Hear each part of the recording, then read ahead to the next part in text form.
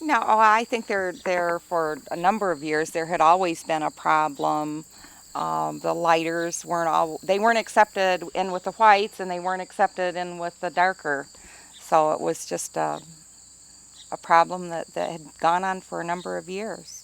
Did your mother did she talk about that experience kind of, or different things that, I don't I don't recall too many incidents because they didn't live in West Virginia very long. She did go to school here in Waterford for a while, and then they moved to Zanesville, and she finished going to school, in later years. She went to school in Zanesville. I don't recall,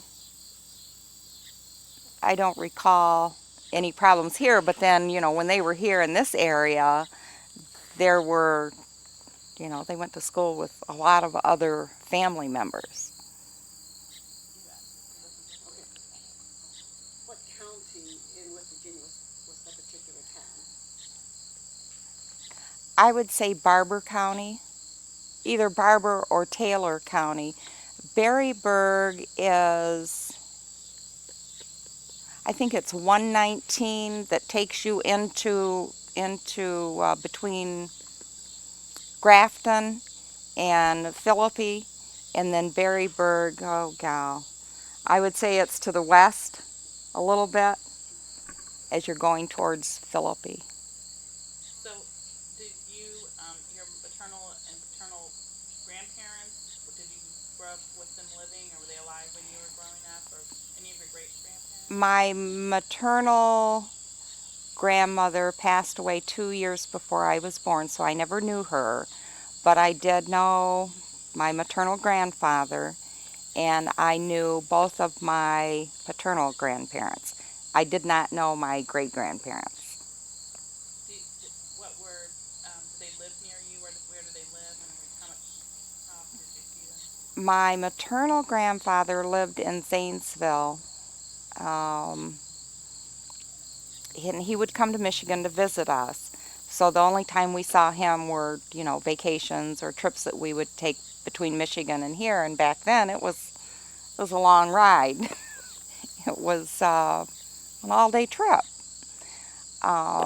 My paternal grandparents, they moved between Michigan and Ohio, but they were in Michigan most of the time when I was growing up. In the same town that you lived in, or just different areas? Mm-hmm. They were in the Lansing area, and for a while, when Dad was building the first house I remember us living in, of our own home, we stayed with my grandparents for a few months while he was finishing our house. And then, maybe within that same year, my grandparents bought a house next door to where we were living. And they stayed there, and my grandmother watched me while my parents were working sometimes, me and my brothers. And then they came back to Ohio. Then they were back to Michigan, and they were living in Michigan when my grandmother passed away in 1960. And then my grandfather continued to live in Michigan most of the time. He did come back to Ohio, and then came back, and then just a few months before he passed away in 73, he had moved back to Ohio. Did they always kind of want to move back to Ohio? What was the different reasons they moved back? Was it just, Um, my my great grandmother, my paternal great grandmother, is buried in Woodlawn Cemetery in Zanesville. And I know when my grandmother passed away that she wanted to be buried in Zanesville. And they had the funeral service at her church in Lansing. And then we followed the undertaker to Zanesville and had a service at the cemetery and her burial at Woodlawn Cemetery in Zanesville. And then when my grandfather passed away, he's buried next to her. you mentioned that your grandmother used to take care of you. Do you have some stories memories from when your grandmother Oh, lived I with you? can't. Oh my goodness, that's been so many years. That's so many.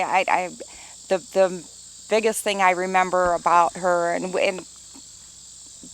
we were close, but the biggest thing I remember was, going to church with Granny all the time, and even during the middle of the week, there, I was like a little shadow following her along, and What church were you attending? Friendship Baptist Church in Lansing. Who went to Lansing first, your grandparents or your mom and dad? Ooh, I'm not sure. I would say my parents were in Lansing first. I honestly, I don't know. I know my grandparents would go between Ohio and Michigan. There were 13 13 children in Dad's family. And so wherever there was work, that's where my grandfather went. For clarification, what was your grandparents' father's name again on your father's side? Jesse Floyd Goins. A lot of people called him Floyd or JF. And my grandmother's name was Retha McEwen. Where were the McEwens from? Well, she was born in Davisville, West Virginia, down in Wood County. I haven't done a lot of research, but I think I'm going to have to go to Pennsylvania to find more information on the McEwen family. They've been one of my more difficult families to research. But her mother, Retha's mother, was a Senate, Almeda Senate. I don't know anymore. I know a Boggs comes into play somewhere, but I'm not sure. I'm not sure yet on any more information on that. Can you spell Senate? Well, Or how they might have spelled it? it's Sinnett or Sennett. Were the McEwens a black family or white family? That's a good story. um, my this is oral story, and I don't know about the validity because of the time periods. It was always said, well, when my grandmother passed away, my grandfather's sister had said something to my father about, well, don't you know anything about your mother? When she passed away, Aunt Annie told her that, well, let me back up a minute. Annie Cook Goins was my grandfather Jesse's sister or half sister, and raised by Hiram and Rebecca. Aunt Annie married my grandmother Retha McEwen's brother, and my grandmother was a fair complected person, and one of her brothers was fair. And anyway, after she passed away, Aunt Annie said, well, don't you know about your mother?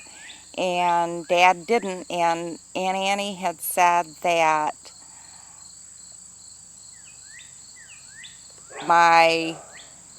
that Granny's father was a slave.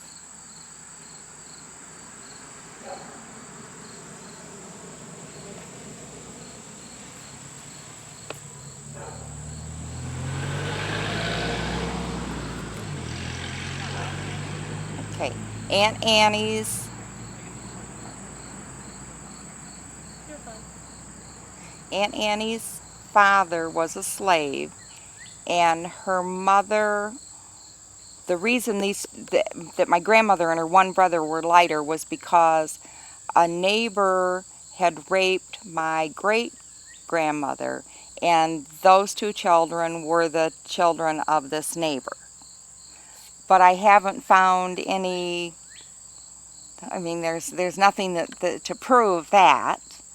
But as far as my grandmother's father being a slave, he was born in the early 1870s, and slavery had ended, what, in 1863, 1865. So that part of it is, he may have been, as you know, as he was growing up, they may have been slaves, but at the time, or his family, but at the time period he was born, slavery was abolished. So that part of it cannot be true. Were they twins? No, no, they were, I would say they were probably close. If they weren't, if it wasn't one and then the other, then there might have been one child in between them, but they were So, or close you're in saying age. that the same person would have raped her twice, then? Well, yeah, Yeah. yeah. So I don't know. Yeah. I mean, that's just, an oral history. Just like on my grandfather's side, on Jesse's side, the oral history was that his grandfather, who was also named Jesse, that he and his wife, one came from England and one came from Ireland, and that they, came to the United States and, migrated and went from Virginia, West Virginia, Ohio, and Michigan. But in my research, I have found that both of those two were born in Virginia, and I haven't gotten back to whoever it was that came here. Yeah. In those days, would they maybe have told someone that? I mean, would, because if it wasn't out of, if it was out of wedlock and they had children, and it was somebody, It's they might have said. it's possible. It's possible. And one other clarification on the oral history on the McEwen family. Um, the one gentleman was born in 1870, and Mhm. would are you saying that the person who's telling the oral history referred to that time period as people of color still being in a slave-like condition, or are they telling the oral history with maybe the dates mixed up? Because in 1870 is only maybe a 5-year period away from the Civil War. I think it's a matter of the dates being mixed up, and I don't know for certain Augustus' birth year, but based on the ages of his children when the children were born, and then you go back 20 or 25 years, and that's how I've come to his approximate birth year. But um, when I calculated, it's not during what was actually a slavery period at that time. So, but oral histories are just, you have to listen to them and then do your research and follow up. Because like with Jesse's parents, they were born in Virginia. So we know for sure that they were not the ones who came over from wherever So you found their birth records in in West Virginia. Virginia. In Vir- It was part of not was it well, Virginia that or part of in West in Virginia? that was Virginia. They were born in Albemarle County, West Virginia, or Virginia. They weren't. That wasn't West Virginia. So many of the families here seem to be back. Well, you go because 1863 was the division of Virginia and West Virginia, and when I'm recording, if it was prior to that time period, I say Virginia. If it was after that, I say